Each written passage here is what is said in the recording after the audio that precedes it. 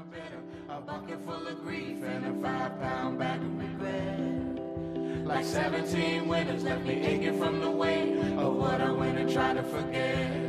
Now I suppose one may think that all of this means the clouds never wandered away. But it's quite the contrary, precisely the reason that baby I decided to stay. What we've been through,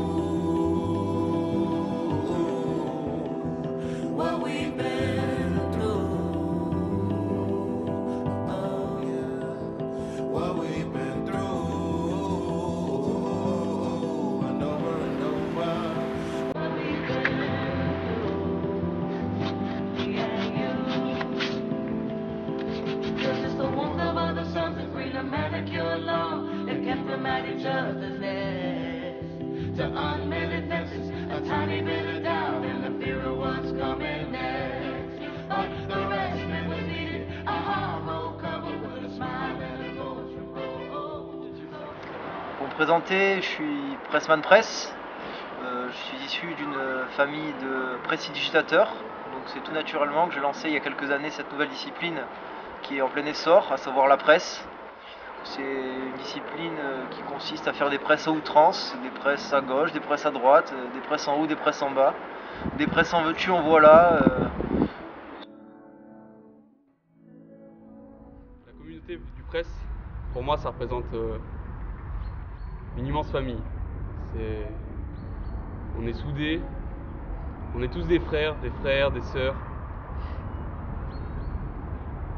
Quand un pressé réussit un presse, on est content. Soi-même, on est content pour celui qui réussit. Mais quand tous les pressés de la communauté réussissent ce presse en même temps, le même jour, il y a une émulation, ça forme. C'est un peu comme si on ouvrait tous ensemble la boîte de Pandore. Ouais, ensuite évidemment une communauté, une fratrie pratiquement, la fratrie du presse. Donc ça c'est quelque chose que je changerais contre rien au monde en fait. Voilà, je pense que ça.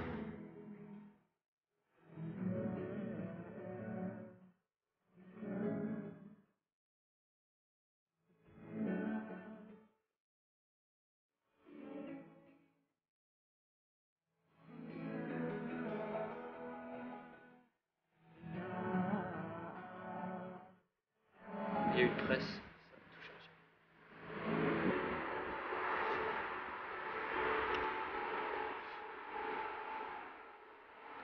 La presse, c'était comme solution à mes problèmes.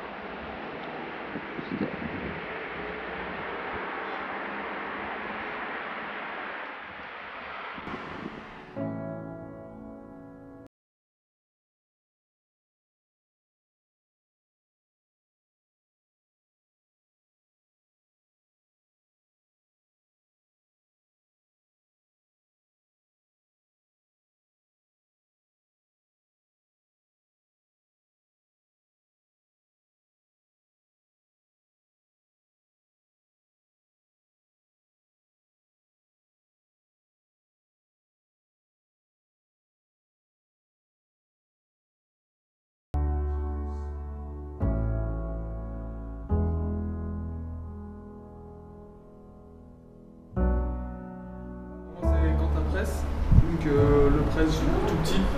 On va dire que mes parents, vu qu'ils sont dans le citron, là je manie depuis longtemps. Le citron c'est une deuxième nature, donc les presses c'est ma première nature. Voilà. Tout petit j'étais embauché à la presse chez mes parents.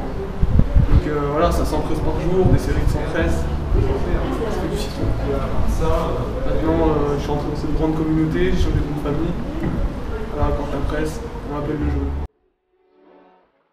Et ils ont dû au final se focaliser sur un mouvement qui était le presse.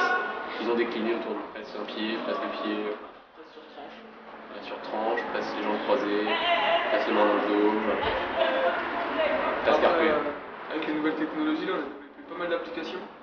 Donc sur l'iPhone 4 notamment, vous verrez qu'il y a l'application des pressés, où tous ceux qui pressent finalement peuvent se retrouver, communiquer, échanger, partager. C'est un signe distinctif. Voilà. Souvent, on a sur notre iPhone une petite chaussure, une petite semelle de chaussure en guise de coque. Ça permet de vite se récupérer quand quelqu'un téléphone et pouvoir interagir avec lui. Et d'ailleurs, en parlant d'application, la communauté se développe de plus en plus. Et des développeurs ont créé une nouvelle application justement pour le press, qui est assez intéressante et qui permet de dissiper sa détente. Ça s'appelle calcule-ton-fémur.com.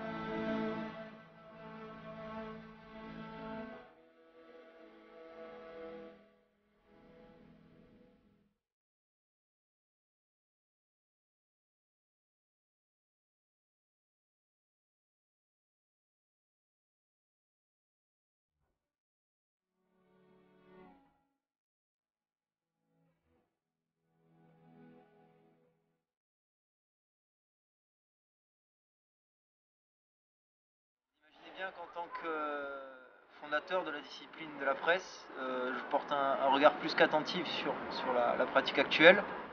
Et pour tout vous avouer, je suis un peu déçu. Je suis un peu déçu, pourquoi ? Parce que je pense que la démocratisation a des bons côtés, mais elle en a aussi des mauvais. Quand j'ai commencé avec ma bande de copains, les Yaka Pressés, l'objectif c'était se faire plaisir, c'était pas la performance, c'était la beauté du geste, la beauté de la presse. Aujourd'hui, qu'est-ce que je vois ? Je vois des gens qui veulent aller plus loin, plus haut, voilà, quitte parfois à se faire des fractures du fémur, fractures de la clavicule pour certains.